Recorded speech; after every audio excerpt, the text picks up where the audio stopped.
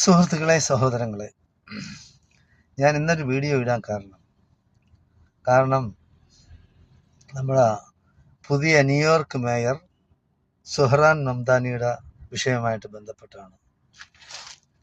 നിങ്ങൾക്കറിയാം, ആദ്യമായി ഒരു മുസ്ലിം ഇന്ത്യൻ വംശജൻ ന്യൂയോർക്കിൻ്റെ, അമേരിക്കയിലെ ഏറ്റവും വലിയ സിറ്റിയായ ന്യൂയോർക്കിൻ്റെ മേയറായി തിരഞ്ഞെടുക്കപ്പെട്ടു.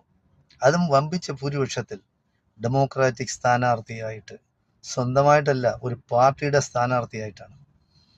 അപ്പോൾ ഇതിൽ വളരെയധികം കുരുപൊട്ടുന്ന കുറച്ച് ആൾക്കാർ ലോകത്തിൻ്റെ വിവിധ ഭാഗങ്ങൾ, പ്രത്യേകിച്ച് കേരളത്തിലുള്ള കുറേ കൃസംഗികളും സംഘപരിവാറുകാരും, മുസ്ലിം എന്ന് കേട്ടാൽ അവർക്ക്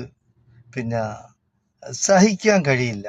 എന്ത് മുസ്ലിങ്ങൾ എന്ത് മനുഷ്യരല്ലേ? മനസ്സിലാക്കാനുള്ളത്, അമേരിക്കൻ പ്രസിഡന്റ് ഡൊണാൾഡ് ട്രംപ് ഏറ്റവും കൂടുതൽ വെറുക്കുന്ന വ്യക്തി എന്ന് പറയുന്നത് ന്യൂയോർക്ക് മേയറാണ്, അതായത് സുഹ്റാൻ മംദാനിയാണ്. ഇലക്ഷന് മുമ്പ് വളരെയധികം പ്രചാരണം നടത്തി. അഥവാ സുഹ്റാൻ മംദാനി ന്യൂയോർക്കിന്റെ മേയറായി വന്നാൽ ഒരു പൈസ പോലും ആ നഗരത്തിന് വേണ്ടി ചെലവഴിക്കില്ല. എന്താ, ഡൊണാൾഡ് ട്രംപിന്റെ ഭൂസ്വത്ത് അയാളെ വീട്ടിലെ പൈസ എടുത്താണ് കൊടുക്കുന്നത്. അതായത് ഇവിടെ നമ്മളെ ഇന്ത്യയിൽ മോദി പറയുന്നത് പോലെ പറയില്ല, പക്ഷേ പ്രവർത്തിക്കുകയുള്ളൂ. അതായത് വളരെ ഈ ഉരുൾപൊട്ടലും അതും ഇതുമൊക്കെ വന്ന് ലാൻഡ് സ്ലൈഡ് പ്രശ്നങ്ങളൊക്കെ ഉണ്ടായി. അതെപ്പോഴും കേരളത്തിന് പൈസ കൊടുക്കില്ല. ബാക്കി അയാള് ലോകത്തിന്റെ ഏത് ഭാഗത്തും എവിടെയും പൈസ ചെലവഴിക്കും, പക്ഷേ കേരളത്തിന് പൈസ കൊടുക്കും. എന്തുകൊണ്ടാണ്? കേരളത്തിലുള്ളവർ ബി ജെ പിയുടെ സ്ഥാനാർത്ഥികളെ തെരഞ്ഞെടുക്കുന്നത്. ആ ഒരൊറ്റ കാരണമേ ഉള്ളൂ, അല്ല വേറൊന്നുമില്ല. അപ്പോൾ അതുപോലെ തന്നെയാണ് ഡൊണാൾഡ് ട്രംപ് പറഞ്ഞത്. പക്ഷേ ആ പ്ലേറ്റ് മാറ്റി വെച്ചിപ്പോൾ ആ സഹായങ്ങൾ ചെയ്യും.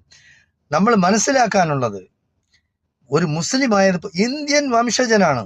അതാണ് നമ്മൾ മനസ്സിലാക്കാനുള്ളത്. അവിടെ മതവും ജാതിയും അല്ല പ്രശ്നം. ഇന്ത്യൻ വംശജനായ ഒരാൾ ന്യൂയോർക്ക് മേയറായി എന്ന് പറയാൻ നമ്മൾ അഭിമാനിക്കണം. മുസ്ലിം ആയിപ്പോയത് കൊണ്ട് അയാൾ വെറുക്കുകയല്ല. അതിനിവിടെ നിങ്ങൾ കാട്ടിക്കൂട്ടേണ്ട.